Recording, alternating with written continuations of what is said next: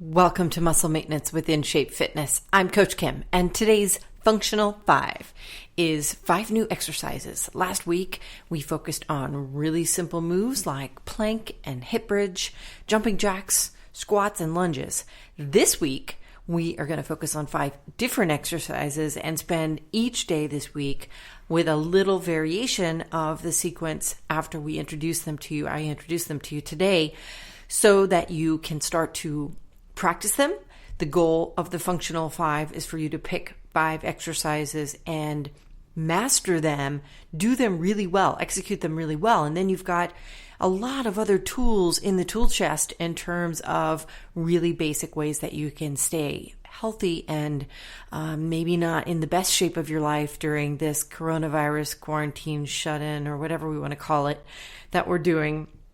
But at the very least, you're going to get your heart rate up. You're going to move your body around a little bit and stimulate yourself so that you're not, you're not kind of getting more sedentary and inert as these days and weeks wear on.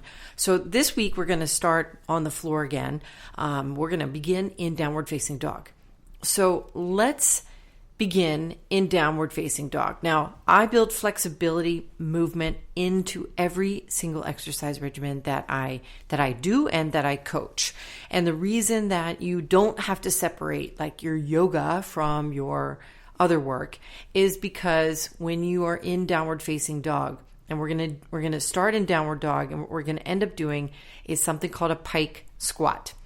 A downward facing dog squat. Now, what is that? So if you've ever been in downward facing dog, you've been in a yoga class before, which probably is everyone listening to this, you know that you put your hands on the floor, a little wider than shoulder width apart, but about shoulder width apart. And then you put your legs on the floor, you straighten your legs, you lift your butt up into the air, and your head is your head and your trunk and then your legs make the 2 legs of a triangle with the base of the triangle being the floor, right? So you're at basically a 90-degree angle. Your legs may be bent slightly if you have tight hamstrings, but then again, you can take a second to orient your legs so that one knee bends a little bit more so that you can push the other leg back and so on, alternating just to straighten out your hamstrings a little bit. I know we're starting on the floor. I like to start on the floor with these exercise regimens and then finish on your feet. Though we will mix that up as the week continues. So we're in downward facing dog. Now, this is also called a pike position when your butt is up in the air. And a pike squat is going to get your heart rate up. You're going to work your legs a little bit. Every single time you push back into downward facing dog, you're going to stretch out your hamstrings a little bit again. And you're obviously putting pressure on your trunk and your shoulders as you hold the body in this position, right? So make sure that you splay your fingertips. Don't mash the heel of your hand into the floor, but rather distribute your body weight through your fingertips and the top part of your palm in order to distribute, to prevent that fatigue in your wrist. So you bend your knees a little bit, and then you straighten your legs. And then you bend your knees, and then you straighten your legs. Slow motion style. Always start out real slowly, and especially when you do a new move. And then as you get better at it, you can begin to pick up pace, and then we can even do some other things that make the pike squat more interesting a little later in the week. But this particular move where you bend your knees, and once you get down and you bend a little bit deeper, you can bend your knees to almost touching the floor.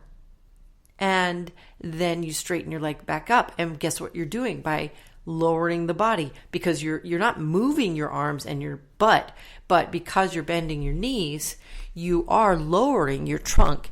And as you're lowering the body and lifting back up, just like in any other position, when you're lowering the body and lifting back up, you're pushing back up against gravity. And by virtue of that pressure, you are elevating your heart rate. You're boosting your heart rate. So that should be at about a minute of movement at this point. Now, go ahead and rest in child's pose. Shake out your wrists or your arms a little bit and rest your shoulders a little bit. So take a couple of deep breaths. Now what I want you to do is turn to your back. This next move, I have forever called them toe taps. And I have a client who's 91 years old who I'm obviously not seeing right now because he is, he's of the age when being around him, he has I think one aide that is continuing to work with him, but he's not allowed to have visitors in his home at this point. So I'm not seeing him right now, but I'm happy to say that he's doing well. My 91-year-old physical fitness client who's been exercising with me for about 10 years.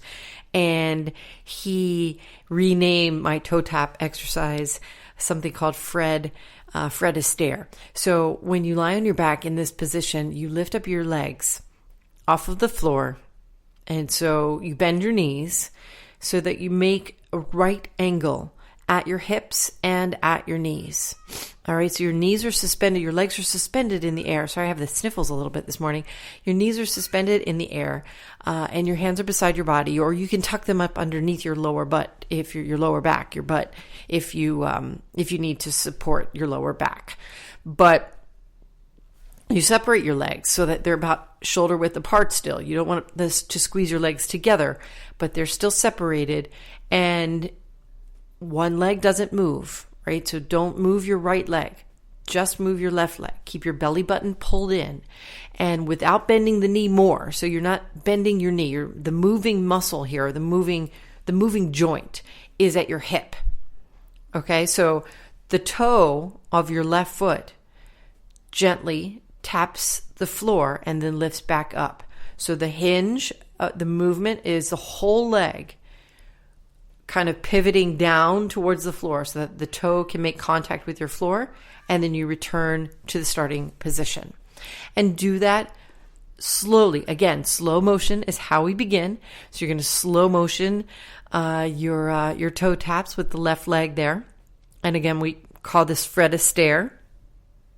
My 91-year-old client turned this into Fred Astaire. He actually does Fred and Ginger, so he does this other kick thing with it, which we're not going to do today. But anyway, when you so that's about 30 seconds with the left leg moving. Now lower the right leg in the same way, but keep the left leg again suspended so that your quad is straight up and down, your knee lines up with your hip, and then your right angle at the knee means that your lower leg starts out parallel to the floor, and then you hinge at your hip and you lower the right foot down slowly and then lift back up. All right, so what you're feeling, what you're moving your hip, right? I'm real big on hip and core and butt muscle exercises, and what you're doing is you're moving your hip, you're contracting and elongating the hip flexor in this movement. All right, now alternate. So do the left leg and then do the right leg, and then do the left and then do the right. So that's the next step, is for you to alternate.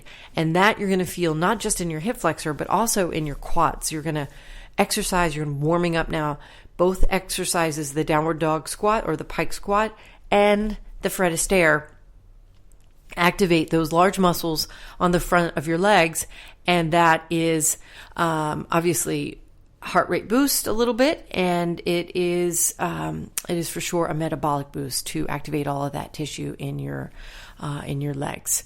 All right, and you're moving your legs independently of one another, so you're activating and stabilizing. That's the other part of this exercise that's really great, is the stabilization that you have to have with your lower tummy, with your pelvis, and so the stable side is working really hard to let the other leg move around. All right, so you got to do that with both sides, which is great. Okay, now stand up for me. We're going back to the floor, but the next move in the middle of this pack here is a walkout push-up. All right, we're not doing plank today, but I do want you to stand up real tall, take a couple of deep breaths, so for about the next minute. And again, you don't count the number you do. It doesn't matter if you do 5 or 6 or 8. We're going to do a walkout. And that means that you lower the body down to the floor by hinging at your hips which your legs are warmed up now, right? So you should have the ability to not bend over improperly, like a lot of times I see people do with their burpees. This is the opposite of a burpee. Your legs are not going to move. You're going to walk out by putting your hands on the floor and then walk your hands out to push-up position. Execute one push-up. That's it. Just one push-up. Then walk your hands back and then stand all the way up with the proper squat to stand movement, whereas you squeeze your glutes and you press your heels into the floor, hinging at your hips, again, squeezing your tummy muscles on the way up, trying to keep your chest high and not bend over. All right, keep doing those. I'll give you another 30 seconds. Okay, so again, we move slow motion when we begin any new exercise. It's really important that you don't bite off more than you can chew with any new exercise regimen. And each week here, I'm introducing you to, it's Monday morning. I'm groggy, my nose is stuffy, and I'm not ill or anything, but it's springtime. So I'm realizing that I have probably I was outside for a little bit yesterday, and I definitely feel some of those spring flowers kind of creeping up into my nose. In any case, we're all groggy, and it's a brand new week, which means we start slowly, we move slowly. You're still activating your body, right? So that the residual effect of producing some activated sense of cellular respiration, of fluid movement inside of your body and tissue activation is that you're going to move more during your day. You might get to the point where you feel a little restless sitting on your butt all day, right? You probably already are at that point. This type of investment in your time will help you prevent the inertia that is inevitable really for the type of life that we're having to live, right? Lives are having to live right now. But it's okay if this is not like a boot camp for you right now. All right. Now let's pause for a moment, take a couple of deep breaths standing up. What I want you to do next is a ballerina squat, a plie squat. So you're going to stand. I hardly ever have people turn out their toes, but with a ballerina squat, you expand your stance so that it's wider than shoulder width apart, almost double shoulder width apart actually, and turn out your toes. And then extend your arms out to the sides for balance if you need to. If you want to put them on your hips, you can. We're going to add an upper body movement later in the week, a port de bras, but you lower the body, keeping your back straight. You lower the body straight down and then lift up as you would in a regular squat. Now, why do we pick a ballerina squat? Because your inner thighs are really important. Obviously, with any squat, you're still interacting with gravity, which is another, a main part of all of our exercise regimens. And then we use the lateral part of the body, and we're going to do that with the next exercise as well. So you lower the body down and you lift back up, nice and slow.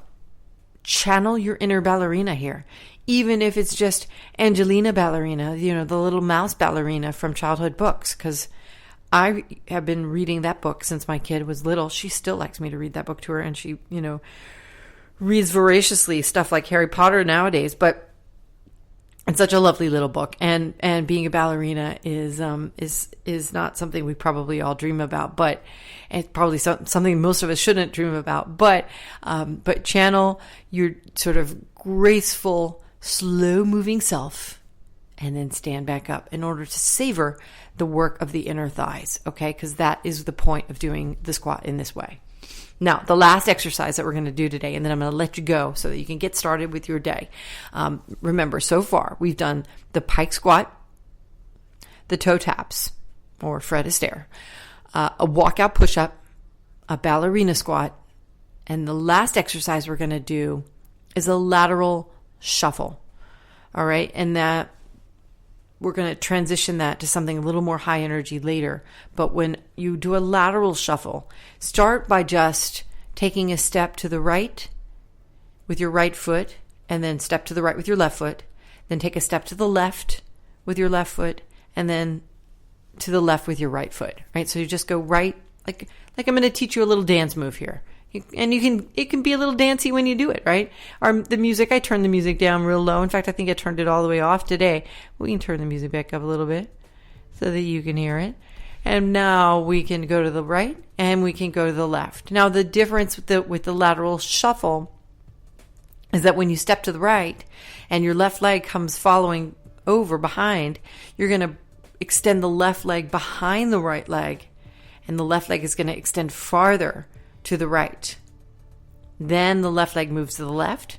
The right leg follows, but steps behind the left leg and farther out to the left, and then back and forth, right? It's a skater, like kind of a speed skater we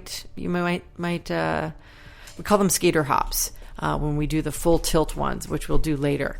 But this lateral shuffle is, again, focusing on muscles that are not even when you're regularly, doing things like running and cycling, your lateral muscles don't do all that much work. So lateral stability is one of the main reasons why it's so difficult to do forward movement activities over long periods of time.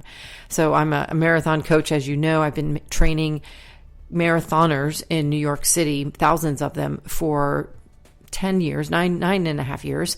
And the focus on obviously getting miles in by running is the primary function of marathon training. But the conditioning part, the preparing the body part, is really about making sure that you have stability through your core and through the muscles on the sides of your bodies. You want to make sure that you activate the side of the body. We'll talk more about that later in the week. So these are the 5 muscles or 5 exercises for the week. Again, it is the downward dog squat or pike squat, the toe taps, walkout push-up, plie squats, and lateral shuffle. All right, practice those again maybe later in the day if you need a little boost of energy. Now you have 5 things that you can do, right next to your desk. If you need a little boost of energy rather than grabbing that piece of candy. I've been looking on social media and seeing a lot of desserts that people are making. In fact, my daughter has been making a lot of desserts, and it is it's fun. It's certainly something that we should do as families to be in the kitchen together and enjoy each other's company when we're all cloistered in this reality with the coronavirus. But you definitely want to be smart. And if you're tired and you've got something you're pushing through, you're working really hard at your office, or doing something tedious, and you're tired, and the thing that you do is you reach for some chocolate, you reach for some candy, or reach for a cup of coffee. This is another thing in your toolbox now to boost your energy, because you can't do a minute's worth of walkout push-ups and not feel the head rush, not feel the metabolic boost. Right? That's the same thing as energy, metabolism, by the way. So have a great day. I will be back tomorrow with a variation on this exercise regimen that we can take through the rest of the week.